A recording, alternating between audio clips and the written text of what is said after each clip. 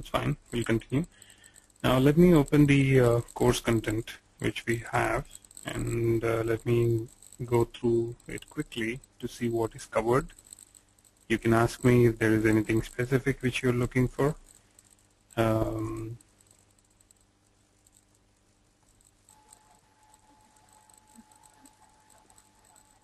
Hey Mahesh, sorry, we're not able to hear you. What is selected?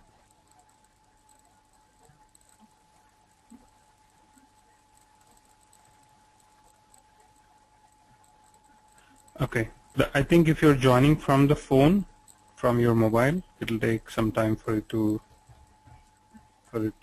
show you that option. Whenever it comes, we can talk about that. Okay.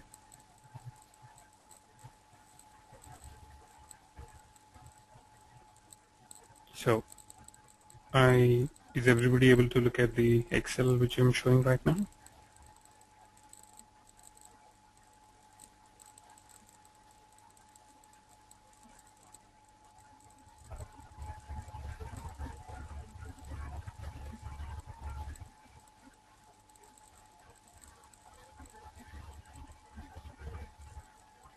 Debashish, can you please go on mute? Yeah. Okay. Thank you. Okay. As you can look at the, this is our course content. We will follow it based on the order which we have. There are some things which are clubbed with another topic because those makes more sense when we are clubbing them with other options. For example, if you see the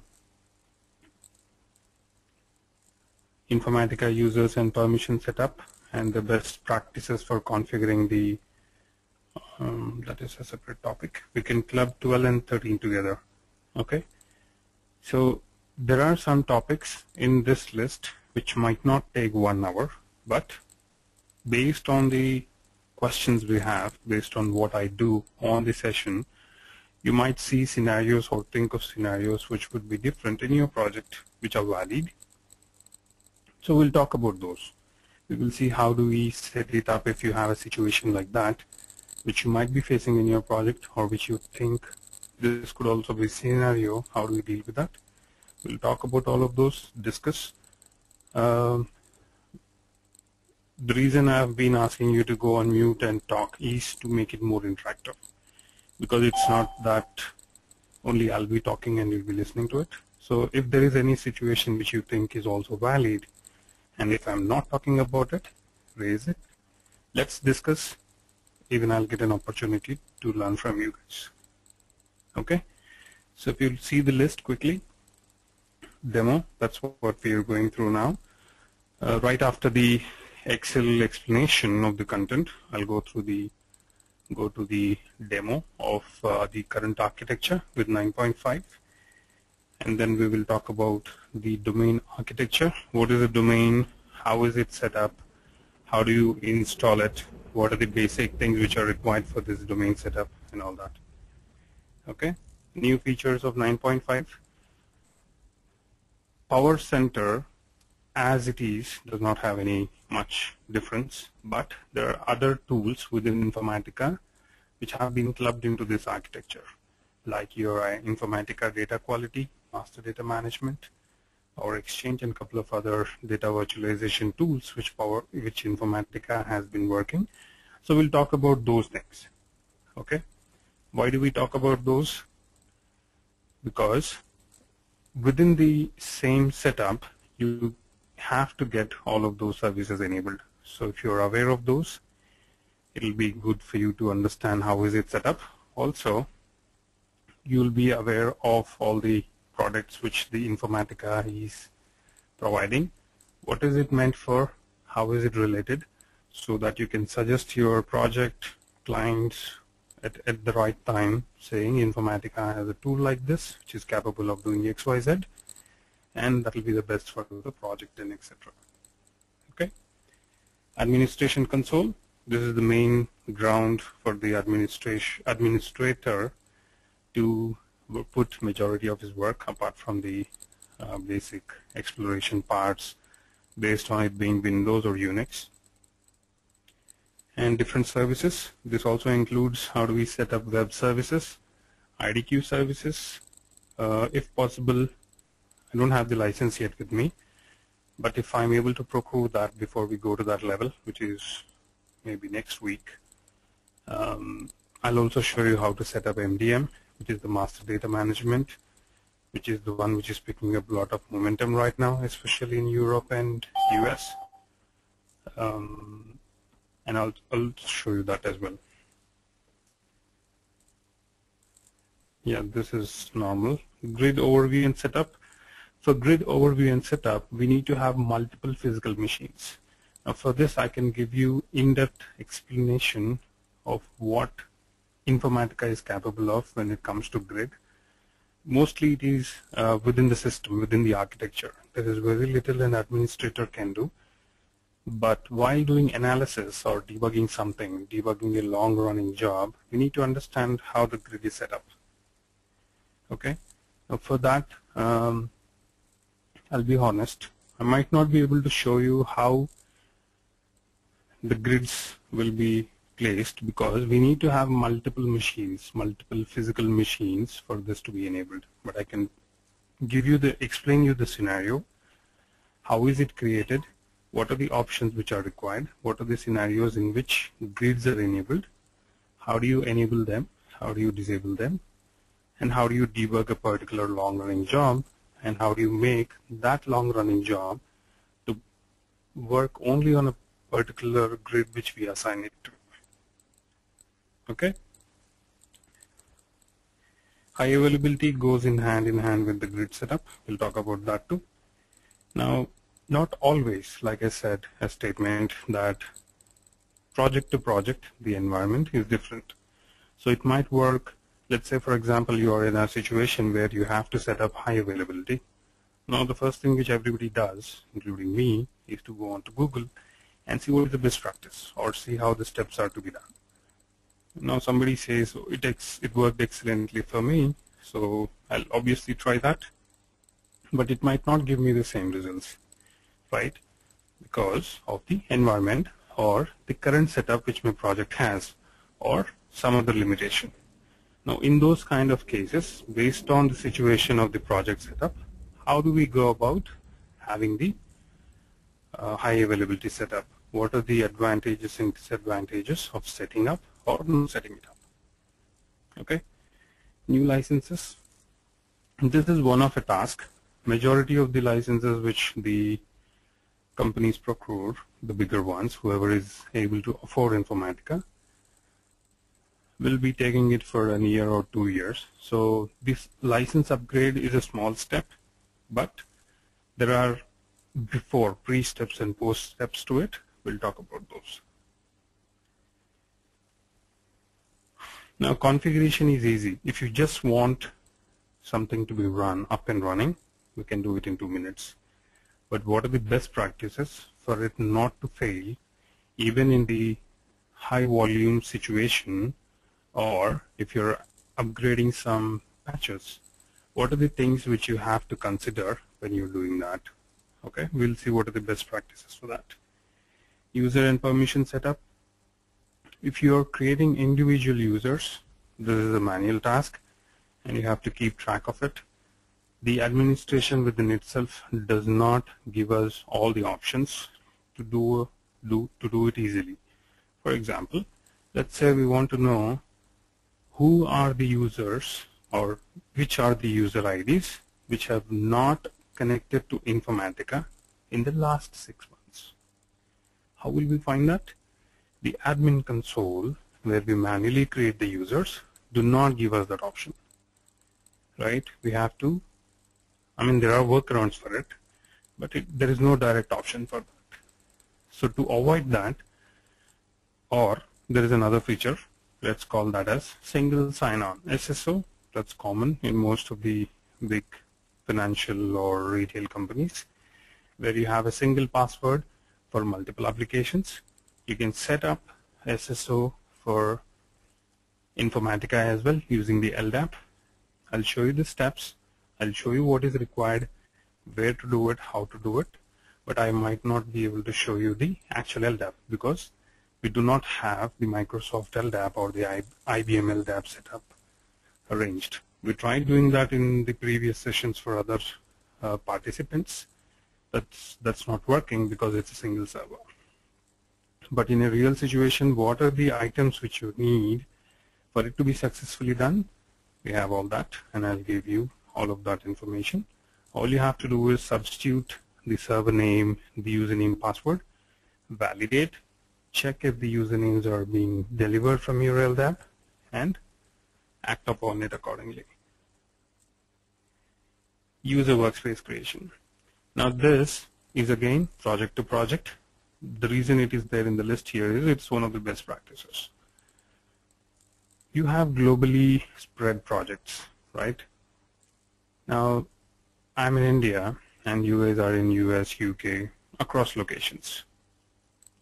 Now if you're working on the same component, the handover should be made properly, else there will be a lot of confusion, and during the deadline we will goof up, right? To avoid all this, we have to create individual developers workspace where if I'm working on a component, I will be doing all my work in my own folder. If you're working on your component or the same component, we might have to share so that no other user, let's say there are 15-member team, so only you and me should be working. The other 13 members should be working on their own objects. They should not have an option to touch my component until unless there is some dependency and they also have to work on it.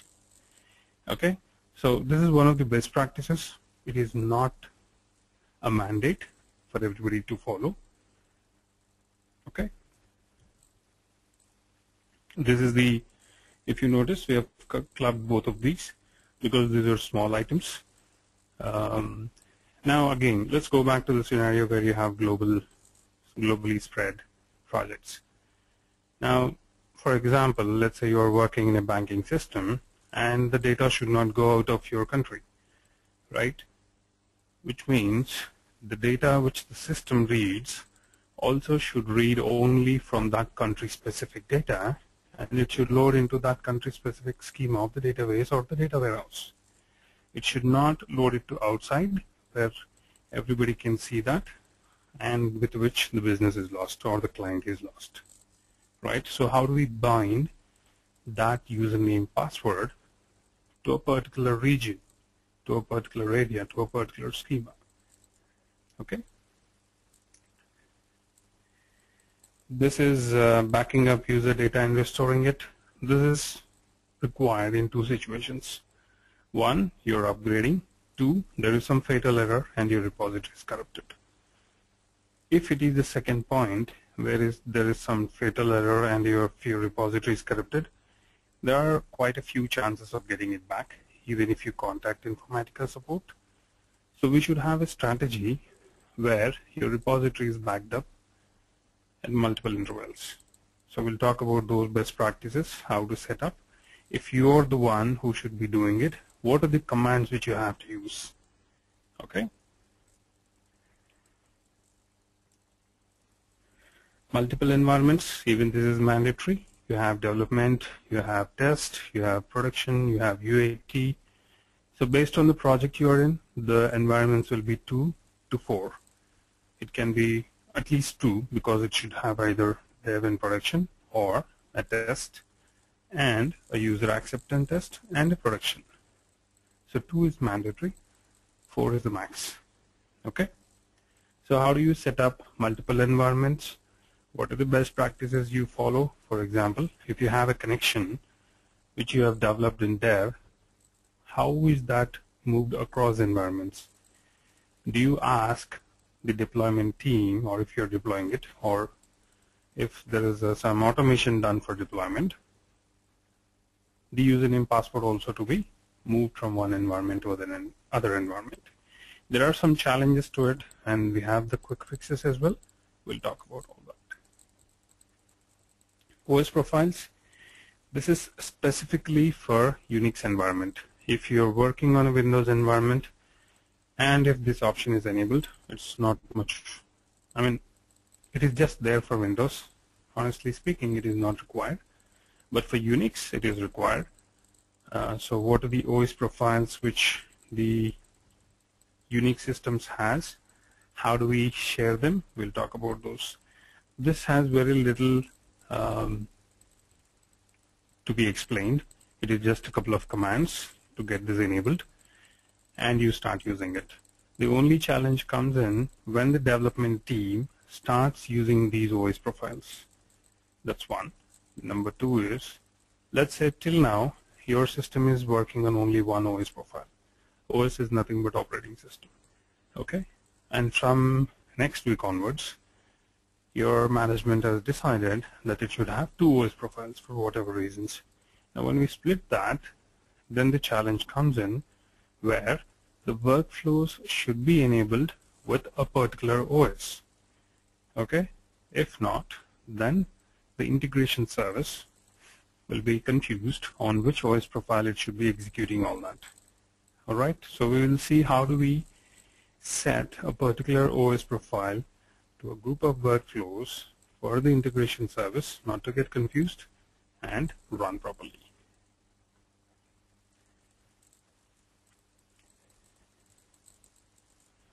Okay, these all can be clubbed together. Repository backup and restoration. Repositories in the file directory structures. Whoever are aware of Informatica, this is a straightforward thing for them. We will talk about, we'll just do a review as everybody's aware of that, so we can club this into something else. Deployment groups and versioning. Majority of the projects do not have a separate deployment team. Okay, it is the Informatica administrator who should take care of the deployment as well. Now it is you who should decide if you want to automate it or do it using the deployment groups. If you have to automate it, there are some pre-built scripts which Informatica provides, which I can share with you. All you have to do is understand the script, customize it as per your project requirement, and use the deployment script. Or you can go with deployment groups if you do not have too much of workflows to be moved from one environment to another environment if versioning is enabled. Okay. Now this 25 and 17 go hand in hand, but then we have separated it because the topics which we talk will be different. Okay. How do we analyze failures? How do we get the error codes? Now, it's sometimes you'll get failures for which you do not have any help in the Informatica help document. You have to reach out to the previous failures in Google, or you have to reach out to Informatica Corporation itself by raising a service request. Okay, but before we go to that level where we have to wait till Informatica support looks at our issue, comes back, we have to make sure that our system is set up in such a way that we know why something is not working. Okay, we will see what are options we should set up for the errors to be generated properly and for us to understand what those are. There is no development required for this. There are some features which should be enabled during the services setup. With this, it is not that we will not need Informatica support. We still have to go to them for some of the other topic. But every service ticket which is raised to Informatica Corporation has a SLA. I mean, I know this is the same for everybody, especially with Oracle and any of the big companies. So that SLA, as per that SLA, if they say if it's critical, we'll get back to you in 12 hours. Within this 12 hours, you'll be bombarded with numerous questions by everybody in the team asking what has happened and why are you not able to fix it, right? So to answer those till the Informatica support comes into picture, what are the things which you need to do? What are the things which you can try? Do we have to do any backups before you try something? If it doesn't work, how do you restore it? All those topics, we can talk about them.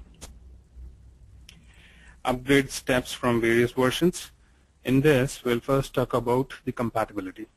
Which current version can be moved to which higher version right now?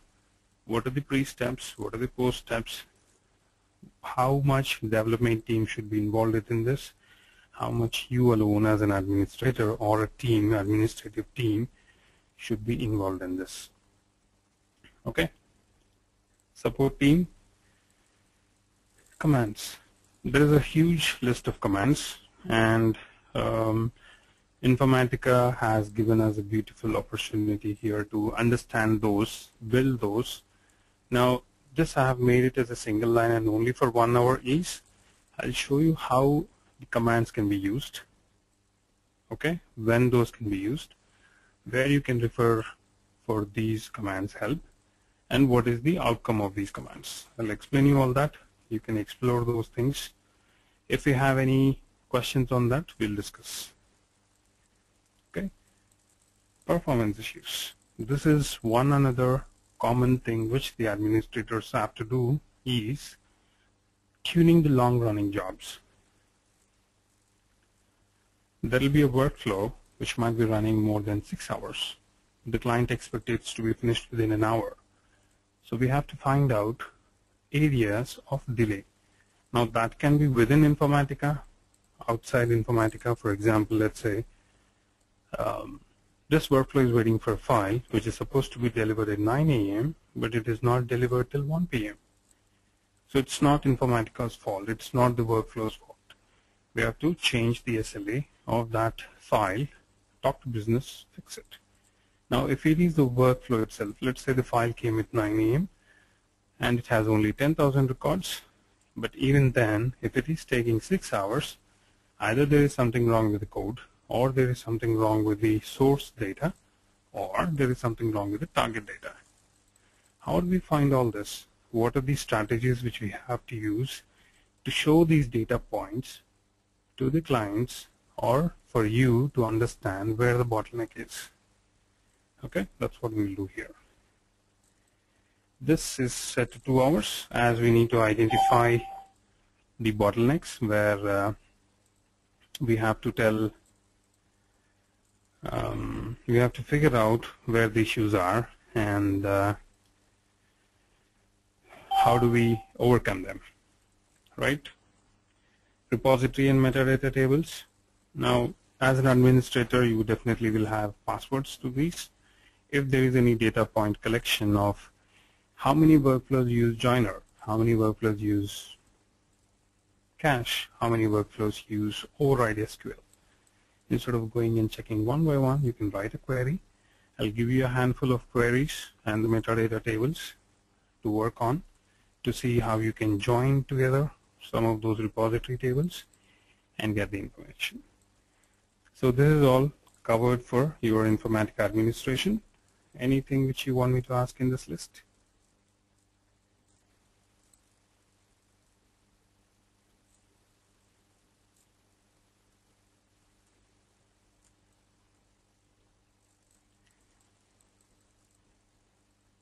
Okay, I take that as a no, and let me get the architecture diagram app.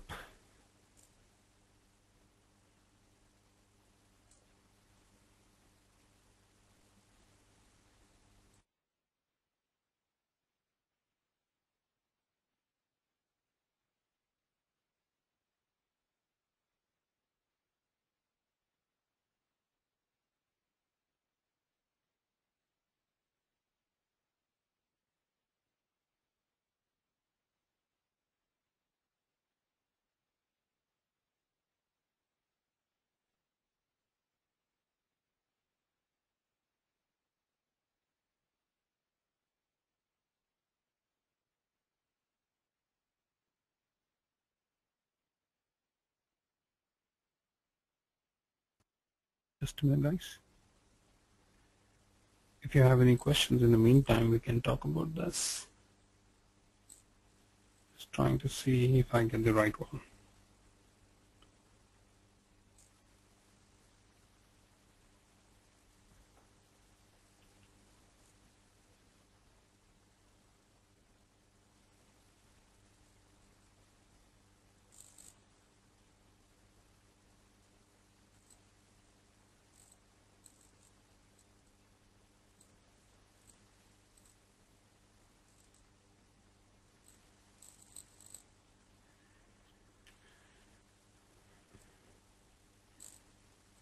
I'm looking for the one which has all the information.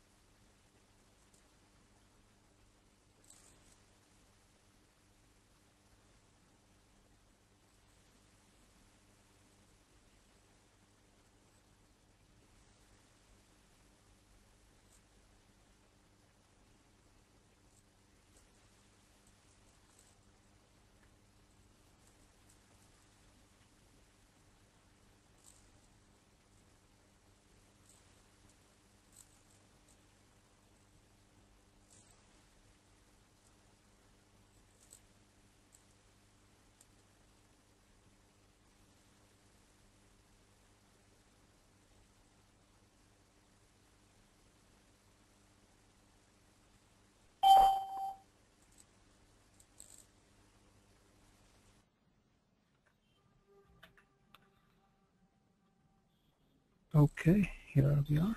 Let me just zoom it a bit.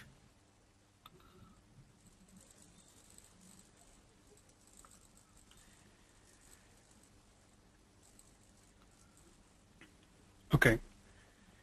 Now, before you read any of the lines embedded within that system, within the image which you're able to see, let me quickly highlight some of the terms which we need to know. First one is Informatica Domain, okay, Node, Service Manager, and then we'll go to the rest of it. Let's talk about these three. Informatica Domain. Now, this is the base foundation of all of our Informatica installations, either development, administration. When I say all of our Informatica, it is Power Center, IDQ, MDM, and sometimes based on the usage, Power Exchange. Okay, so this is the basic step or the basic component which will first create the foundation for rest of the components to be built upon it. Okay, that's the reason it is called the primary unit, as you can see it on the statement there. Primary unit for management and administration of services, users, and resources within Power Center. Okay, that's domain. What is node? Node is nothing but a physical machine. What do you mean by physical machine? It is, now during the introductions I have asked one of our friends, how many nodes do you work on? Node is nothing but a single box, single machine on which the installation has happened. Now, what are the situations where we need multiple nodes or multiple machines? It's the data volumes, or it's the jobs which you are processing on a daily basis. For example, if your project is a huge volume data processing project, for example, the transactions of a bank, the transactions of retail or telecom, whatever it is, if the volumes are high and if your number of processes from which you're pulling the data is huge, then we might need to split the jobs into 2 nodes or more than 2 nodes. There are projects which are maintaining 24 to 32 different nodes. Of course, it's not on a single installation. There are multiple installations to it. Just an example that there are more than 20 nodes which are being managed under a single domain, right? So when I say 20 different nodes, it is nothing but you have 20 different boxes on which you have Informatica installed, and you have assigned X number of jobs, processes to run on each node. Okay. Now, in those kind of scenarios, administration is definitely a big task, because any node going down, the jobs which are already running on that should be automatically switched to the other one, or there should be somebody who is monitoring those. If the ETL development team has not created the jobs to be reprocessed at any given point of failure, then you have to figure out what has it loaded, remove all that data, and start it from scratch all over again. Okay, so coming back to the physical machine, you do the installation on this, you do the server installation, and you create the services for each of the node. Alright, now when I say node, it can be on a Linux, it can be on a Windows, or when I say Linux, it includes your Unix, Solaris, all that installation parts, whichever can be done at the Unix level. Okay. Now there are concepts where you run the system both on Windows and Unix, dual node, dual operating system mode, and there are situations where you can install two different versions of Informatica on the same machine on different drives and execute them. Okay, these are all extreme or the next level. Let's first understand the basic part, then we'll go to that. So that is a node. Once the node is there, the service manager should be created. What is a service manager? Service manager is the one which takes care of internally assigned activities to it. Who assigns the activities? Domain. Domain assigns or provides some tasks to service manager, which is running the services which we have configured, and base core services like your logging service, authentication service. Now there is no service for logs and authentication which we will configure manually as an administrator. Those are all by default taken care by the domain and by the service manager. So even if I try to log into the admin console now, there is an authentication process. I haven't configured that. This authentication process is taken care by service manager. Okay, so if you see here, starts and runs the application service on a particular node. The service manager will take care of all of your Informatica services. Okay, now before we go any further, let me quickly log into our admin console here.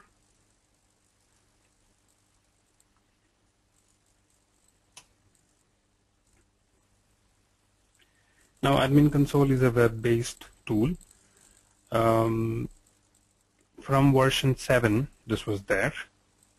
Earlier to that it was repository manager, which was the main area for administration. From version 7.1 we have a web-based admin console, and over a period of time, which is upgrade of versions, majority of the tasks have been moved into administration. So there are once or twice in a whole month, whenever the administrator has to do the deployment, they will log on to the tools. Else majority of the work for them is here on this tool, on this web-based tool. Let me log in.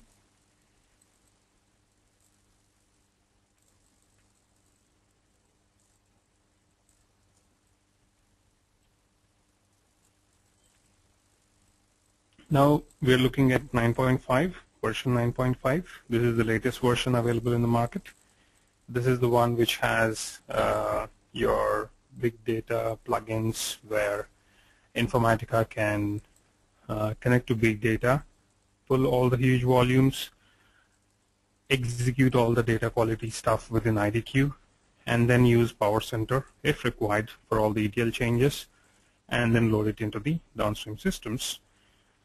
Which is either your data warehouse, or if it is some other, let's say social media kind of data, whatever requirements they have, they want to put region-specific data into some particular downstream systems and promotion-specific data into some other kind of data mars and things like that. So based on the requirement, we will change all of those.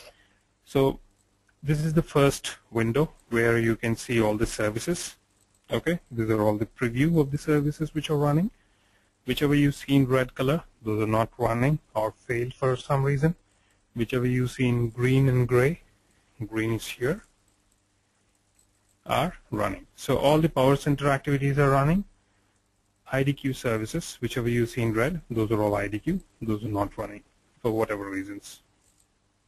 We'll see those. So if you want to see the version, you can go here, and we are looking at 9.5.1, and this is the version which we'll be working on. Now, these are the whole services which we were talking about. So this is the domain which was built as a foundation.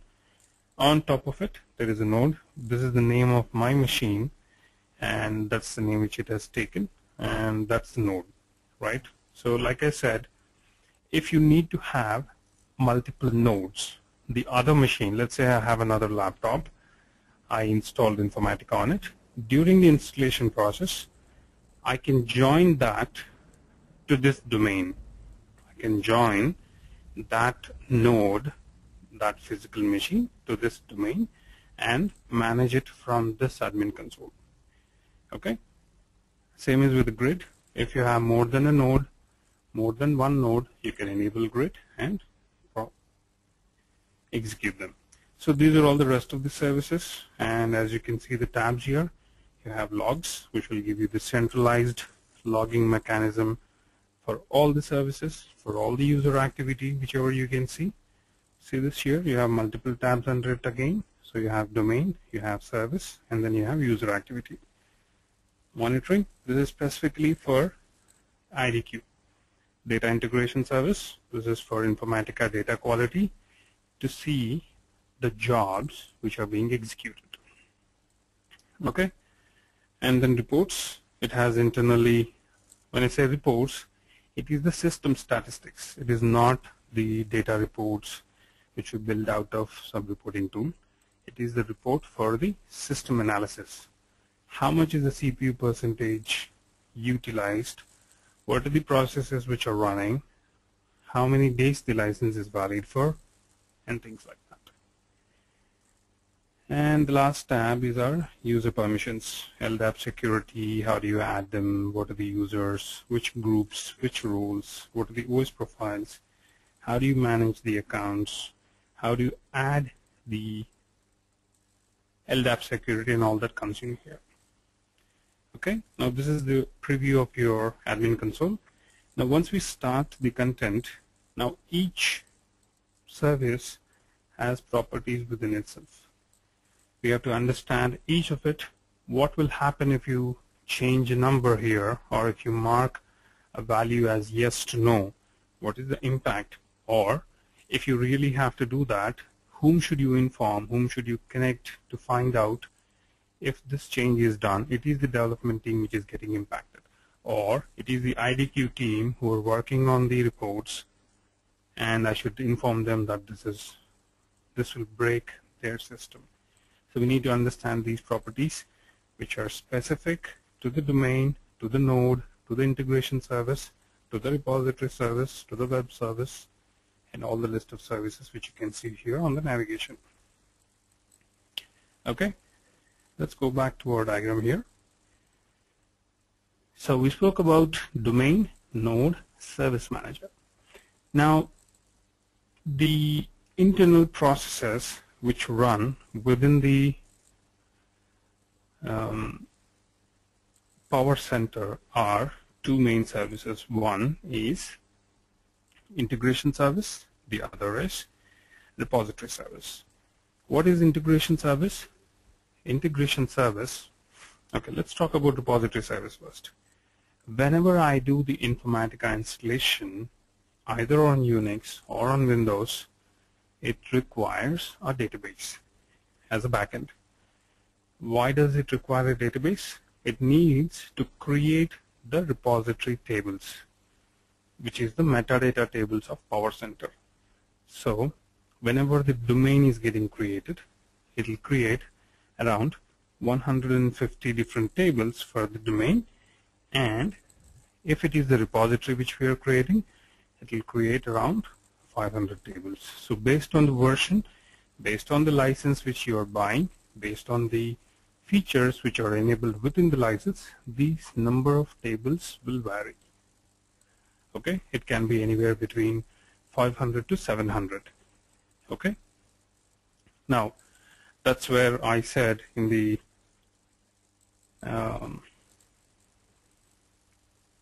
in here that you can log into your metadata tables to figure out what is happening within the system. Let's say you have 5,000 workflows, and if you have a requirement to find out how many of them are using your cache, then obviously if you start looking at one by one, you'll definitely not get the right number, and you'll definitely need more than 2 to 3 weeks with 4 or 5 different resources, which is like a huge amount.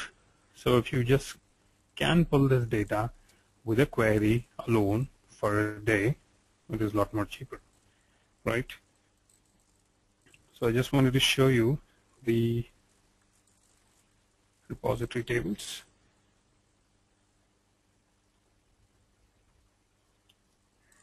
These are the whole list of tables which are present in a particular installation based on the license which you get. These are the whole list. Whatever you see prefixed with OPB, those are all your list of repository metadata, and some of them will start with REP. So each one has its own meaning. There is no documentation as such on what each table is, what column each means with. So if you are going to do any of the analysis within the repository tables, you might have to end up spending quite some time to understand these tables, how are those primary keys and foreign keys related, and figure out what is being done there. Okay, so that's the reason I said I have the commonly used repository metadata tables queries with which you can join one or the other table to find out what you are actually looking for your project specific data. Okay, so that's the repository service. So what happens now? I have the data in my repository.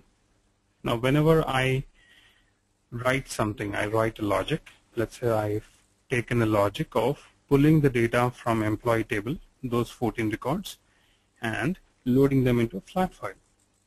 Now this is a logic, for example. So I have created a mapping, I've used a transformation, I've used a target definition, and I want to run it now to pull the data from the table and load it into the flat file.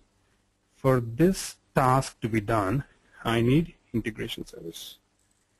Okay, what integration service does? Integration service keeps on looking for commands from the client tools, which is your manager, workflow designer, and your monitor. Keeps on looking for the commands from the clients.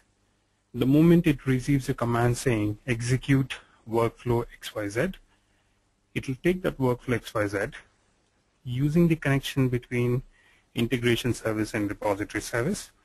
It will connect to the repository service, pull all the information from these tables, which is inserted when you've created it, and load the data into the target. Now that is what is shown here.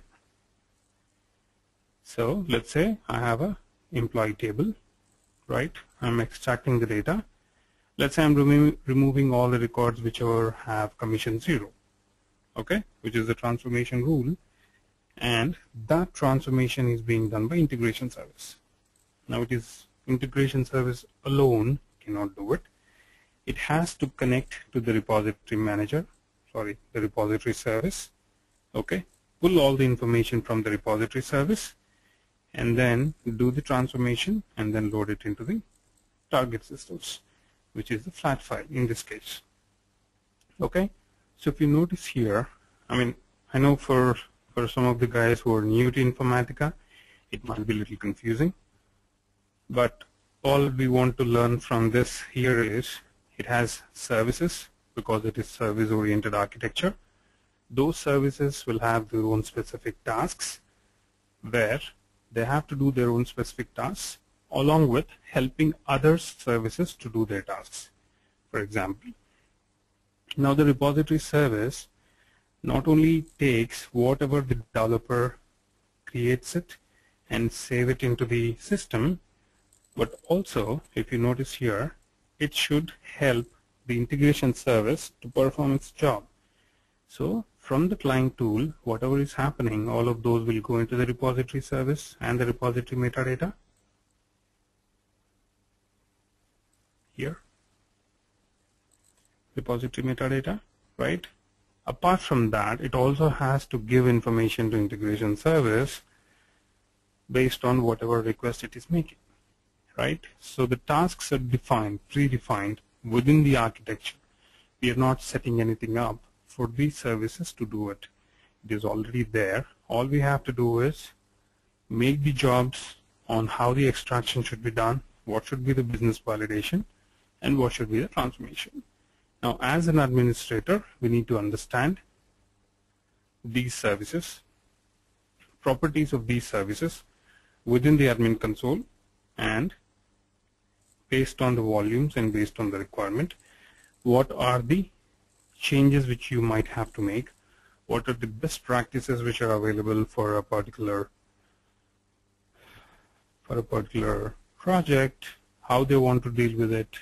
Now let's say the business says, I don't want to use audit trails within the repository, because just stop giving access to developers to repository manager, to the repository metadata, and save some space at the database. That is true, but we also have an advantage of giving this option to the developers to make the project more robust, right? Now, we should be able to educate the clients who might not be aware of all these features that this option is available, and if you leverage this option, you'll have XYZ benefits. Now, if there are limitations where the environment is being shared across projects and you want to implement this for a single project, that might not stay valid. So based on that, I mean, if you